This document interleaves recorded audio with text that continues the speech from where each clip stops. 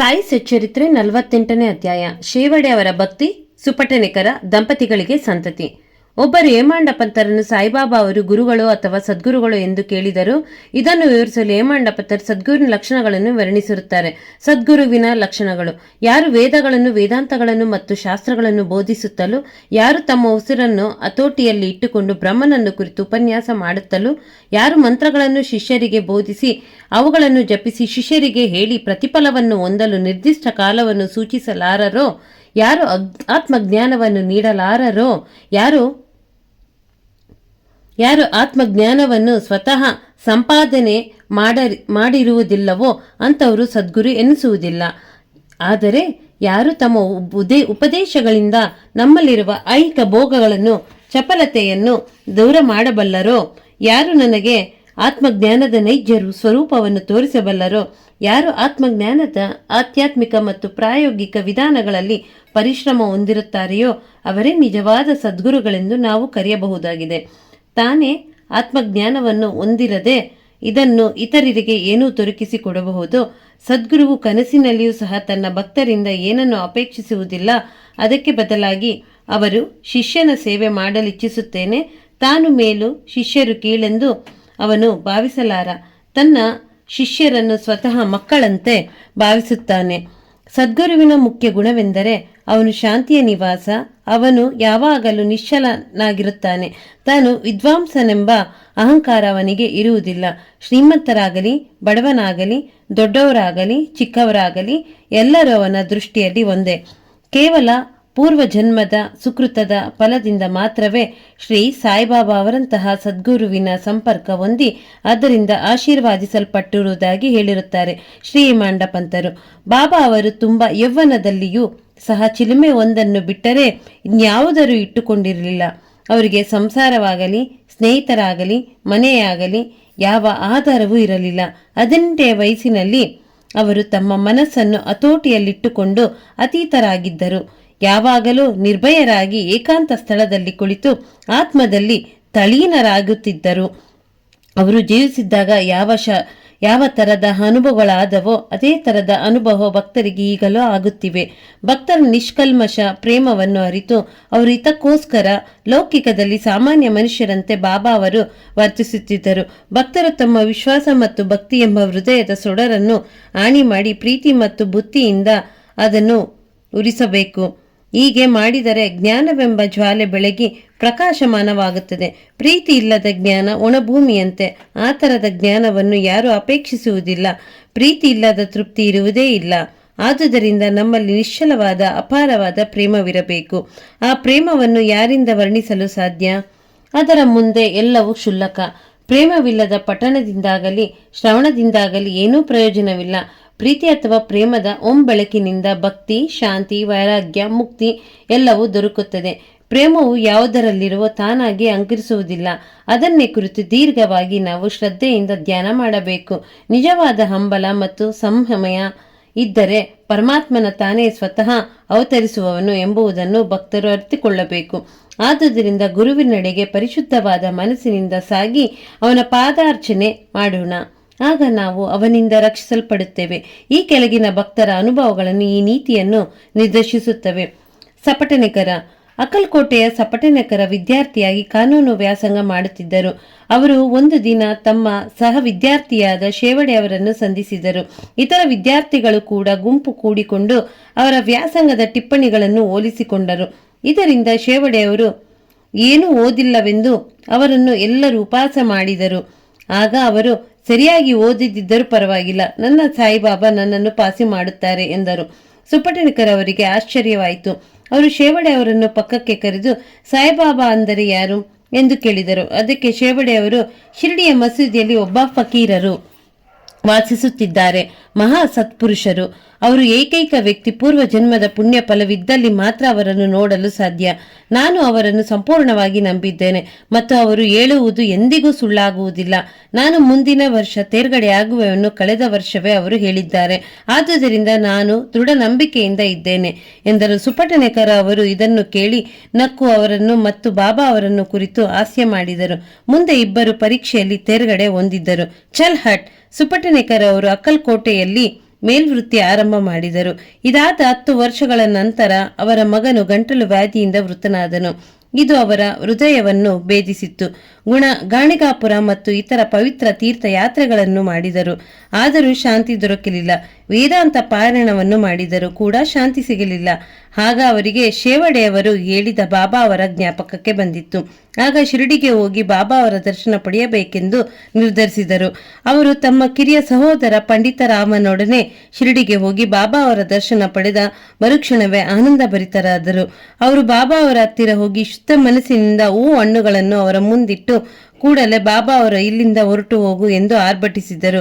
ಸಪಟನೇಕರ್ ಅವರು ತಲೆ ತಗ್ಗಿಸಿ ದಿಕ್ಕು ತಪ್ಪಿ ಏನು ತಿಳಿಯದೆ ಪಕ್ಕಕ್ಕೆ ಸರಿಯಿದರು. ಯಾವ ರೀತಿಯಿಂದ ಬಾಬಾ ಅವರನ್ನು ಸಂತುಷ್ಟಪಡಿಸಬೇಕೆಂದು ತಿಳಿಯಲು ಅವರು ಉತ್ಸುಕರಾದರು. ಕೆಲವರು ಬಾಳ ಶಿಂಪಿ ಕಡೆಗೆ ಹೋಗಲು ಹೇಳಿದರು. ಸುಪಟೇಕರು ಶಿಂಪಿ ಅವರನ್ನು ಕಂಡು ಸಲಹೆ ಕೇಳಿದರು. ಅವರು ಬಾಬಾ ಅವರ ಫೋಟೋ ಒಂದು ತೆಗೆದುಕೊಂಡು ಅವರೊಡನೆ ಮಸೀದಿಗೆ ಬಂದರು. ಬಾಳ ಶಿಂಪಿ ಫೋಟೋ ತೆಗೆದುಕೊಂಡು ಬಾಬಾ ಅವರ ಕೈಗೆತ್ತು ಮತ್ತು ಅವರು ಯಾರ ಫೋಟೋ ಎಂದು ಕೇಳಿದರು. ಬಾಬಾ ಅವರು ಸುಪಟೇಕರ್ ಅವರ ಕಡೆಗೆ ಕೈ ಮಾಡಿ ಅದು ಅವನ ಒಡೆಯನದು ಎಂದರು. ಎಂತು ಗಹಗಹಿಸಿ ನಕ್ಕರು. ಬಾಳ ಬಾಬಾ ಅವರನ್ನು ನಗುವಿನ ಅರ್ಥವೇನೆಂದು ಕೇಳಿ ಸುಪಟೇಕರರಿಗೆ ಹತ್ತಿರ ಬರಲು ತಿಳಿಸಿದರು. ಸುಪಟೇಕರ್ ಹತ್ತಿರ ಬಂದೊಡನೆ ಬಾಬಾ ಮತ್ತೆ ಹೊರಟು ಹೋಗು ಎಂದರು. ಆಗ ಅವರಿಗೆ ಏನೂ ತೋಚದಂತಾಯಿತು. ಆಗ ಅವರಿಬ್ಬರು ಬಾಳ ಮತ್ತು ಸುಪಟೇಕರ್ ಕೈ ಜೋಡಿಸಿ ಬಾಬಾ ಅವರ ಮುಂದೆ ನಿಂತು ಬಾಬಾ ಅವರನ್ನು ಸುಪಟೇಕರ್ ಅವರಿಗೆ ಇಲ್ಲಿಂದ ಕೂಡಲೇ ಹೊರಟು ಹೋಗು ಎಂದು ಮತ್ತೆ ಆಜ್ಞಾಪಿಸಿದರು. ಅವರ ಆಜ್ಞೆಯನ್ನು ಪಾಲಿಸದೆ ವಿಧಿ ಇರಲಿಲ್ಲ. ಸುಪಟೇಕರ್ ಅವರು ಭಾರವಾದ ಹೃದಯದಿಂದ ಶಿರಡಿ ಬಿಟ್ಟು ಹೊರಟರು. ಮುಂದಿನ ಸಲವಾದರೂ ದರ್ಶನಕ್ಕೆ ಮತ್ತು ಸೇವೆ ಅವಕಾಶ ಕೊಡಿ ಎಂದು ಪ್ರಾರ್ಥಿಸಿದರು. ಶ್ರೀಮತಿ ಸುಪಟೇಕರ 1 ವರ್ಷ ಕಳೆಯಿತು. ಆದರೂ ಸುಪಟೇಕರ್ ಅವರಿಗೆ ಶಾಂತಿ ದೊರಕಲಿಲ್ಲ. ಗಾಣಗಾಪುರಕ್ಕೆ ಮತ್ತೆ ಹೋಗಿ ಅಲ್ಲಿ ಕೆಲವು ದಿನ ಕಾಲ ಕಳೆದರು. ಅನಂತರ ಜಳಂಗಾವಕ್ಕೆ ಹೋಗಿ ಕೊನೆಗೆ ಕಾಶಿಗೆ ಹೋಗುವುದೆಂದು ನಿರ್ಧರಿಸಿದರು.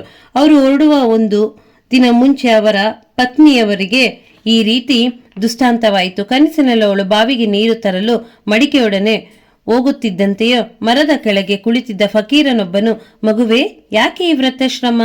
ನಾನು ನೀರು ತಂದು ಕೊಡುವೆ ಎಂದು ಕೇಳಿದ ಹಾಗೆ ಕಂಡು ಅವಳ ಎದುರಿ ಓಡಿ ಹತ್ತಿದಳು. ಫಕೀರನು ಅವಳ ಹಿಂಬಾಲಿಸಿ ಅಷ್ಟರಲ್ಲಿ ಕನಸು ಮುಗಿದು ಕಣ್ಣು ತೆರೆದು ನೋಡಿದಳು. ಯಾರೂ ಇರಲಿಲ್ಲ. ಇದನ್ನು ಪತಿಗೆ ಹೇಳಿದಳು.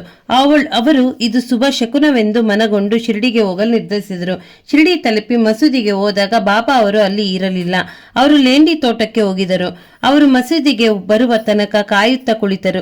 ಶ್ರೀಮತಿಯವರು ಬಾಬಾ ಅವರನ್ನು ನೋಡಿ ತಾವು ಕನಸಿನಲ್ಲಿ ಕಂಡ ಫಕೀರನಂತೆಯೋ ಅವರು ಇದ್ದುದನ್ನು ಕಂಡು ಭಕ್ತಿಪೂರ್ವಕವಾಗಿ ಅವರಿಗೆ ನಮಸ್ಕರಿಸಿದಳು ಮತ್ತು ಅವಳ ಭಕ್ತಿಗೆ ಮನಸ್ಸೋತಿ ಬಾಬಾ ಅಲ್ಲಿದ್ದ ಬೇರೆ ಭಕ್ತರಿಗೆ ತಮ್ಮದೇ ಆದ ರೀತಿಯಲ್ಲಿ ಕತೆ ಹೇಳತೊಡಗಿದರು. ನನ್ನ ಕೈಕಾಲುಗಳು, ಹೊಟ್ಟೆ, ಸೊಂಟ ಎಲ್ಲವೂ ಬಹಳ ದಿನಗಳಿಂದ ನೋಯುತ್ತಿವೆ. ನಾನು ಅನೇಕ ಔಷಧಿಗಳನ್ನು ತೆಗೆದುಕೊಂಡೆ, ಆದರೂ ಗುಣವೇ ಆಗಲಿಲ್ಲ. ಔಷಧಿ ಬಿಟ್ಟು ಬಿಟ್ಟೆ. ಆದರೆ ಈಗ ಎಲ್ಲ ನೋವು ಇದ್ದಕ್ಕಿದ್ದ ಹಾಗೆ ಮಾಯವಾಗಿದೆ ಎಂದು ಆಶ್ಚರ್ಯ ಪಡುತ್ತಿದ್ದೇನೆ ಎಂದರು. ಇಲ್ಲಿ ಬಾಬಾ ಯಾರದೇ ಹೆಸರನ್ನು ಸೂಚಿಸಲಾವಾದರೂ ಈ ನೋವು ಶ್ರೀಮತಿಯವರದೇ ಆಗಿತ್ತು. ಬಾಬಾ ಅವರು ವರ್ಣಿಸಿದಂತೆ ಅವರು ನೋವು ಗುಣವಾಯಿತು. ಆಗ ಶ್ರೀ ಸುಪಟೇಕರ್ ಅವರು ದರ್ಶನ ಪಡೆಯಲು ಮುಂದೆ ಬಂದರು. ಹಾಗೆಯೂ ಬಾಬಾ ಅವರ ಹಿಂದಿನಂತೆ ಚಲ್ ಹಟ್ ಎಂದರು. ಆಗ ಅವರಿಗೆ ಬಾಬಾ ಅವರ ಅಸಮಾಧಾನಕ್ಕೆ ತಮ್ಮ ಹಿಂದಿನ ಕರ್ಮಗಳೇ ಕಾರಣ ಎಂದು ತಿಳಿದು ಅವುಗಳನ್ನು ಸರಿಪಡಿಸಿಕೊಳ್ಳಬೇಕೆಂದು ನಿಶ್ಚಯಿಸಿದರು.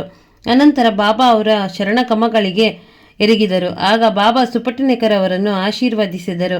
ಸುಪಟೇಕರ್ ಬಾಬಾ ಅವರ ಪಾದ ಸಂವಾದನ ಮಾಡುತ್ತಾ ಕುಳಿತರು. ಆ ಸಮಯಕ್ಕೆ ಸರಿಯಾಗಿ ದನ ಕಾಯುವ ಒಬ್ಬ ಹೆಂಗಸನು ಬಂದು ಬಾಬಾ ಅವರ ನಡ ತಿಕ್ಕುತ್ತಾ ಕುಳಿತಳು. ಆಗ ಬಾಬಾ ಅವರು ತಮ್ಮದೇ ಆದ ರೀತಿಯಲ್ಲಿ ಒಬ್ಬ ವರ್ತಕನ ಕತೆ ಹೇಳತೊಡಗಿದರು. ಆಗ ಸುಪಟೇಕರ್ ಅವರಿಗೆ ಅದು ತಮ್ಮ ಅನುಭವವನ್ನೇ ಆಗಿರುವುದನ್ನು ಕಂಡು ಬಾಬಾ ಅವರಿಗೆ ಇದರೆಲ್ಲ ಹೇಗೆ ಗೊತ್ತಾಯಿತು ಎಂದು ವಿಸ್ಮಿತರಾದರು. ಅವರು ಸರ್ವಜ್ಞರೆಂಬ ಮನಗಂಡರು. ಈ ರೀತಿ ಅವರು ಮನದಲ್ಲಿ ವಿಚಾರ ತರಂಗ ಎದ್ದಾಗ ಬಾಬಾ ಅವರು ದನ ಕಾಯುವಳನ್ನು ಕುರಿತು, ನಾನು ಇವನ ಮಗನನ್ನು ಕೊಂದುವೆನೆಂದು ನನ್ನನ್ನು ದೂಷಿಸುತ್ತಾನೆ. ನಾನು ಮಕ್ಕಳನ್ನು ಕೊಲ್ಲುತ್ತೇನೆಯೇ? ಇವನು ಇಲ್ಲಿಗೆ ಬಂದು ಏಕೆ ಹೇಳಬೇಕು? ಈಗ ನೋಡು, ನಾನು ಅದೇ ಮಗುವನ್ನು ಅವನ ಪತ್ನಿಯ ಗರ್ಭದಲ್ಲಿ ಇಡುವೆನು ಎಂದು ಹೇಳಿ ಅವನ ತಲೆಯ ಮೇಲೆ ಕೈ ಇಟ್ಟು ಸಮಾಧಾನ ಪಡಿಸಿ, ಈಗ ನಿನ್ನ ಚಿಂತೆ ದೂರವಾಯಿತು.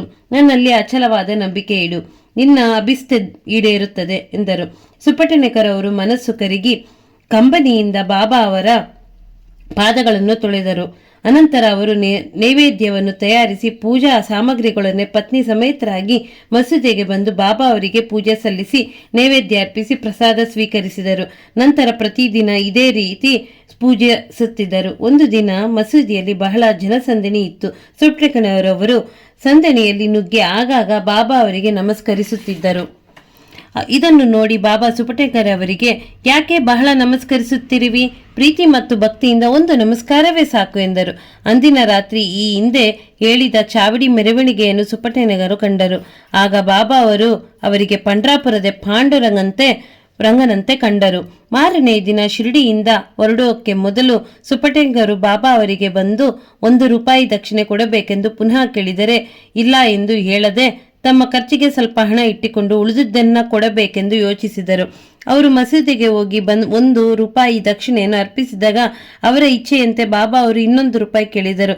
ಅದನ್ನು ಸುಪಟೇಕರ್ ಕೊಟ್ಟರು. ಆಗ ಬಾಬಾ ಅವರು, ಈ ತೆಂಗಿನಕಾಯಿಯನ್ನು ತೆಗೆದುಕೋ, ಇದನ್ನು ನಿನ್ನ ಪತ್ನಿಯ ಸೆರಗಿನಲ್ಲಿ ಹಾಕು, ಯಾವುದೊಂದು ಚಿಂತೆ ಬಿಡು, ಸುಖವಾಗಿ ಪ್ರಯಾಣ ಮಾಡು ಎಂದರು.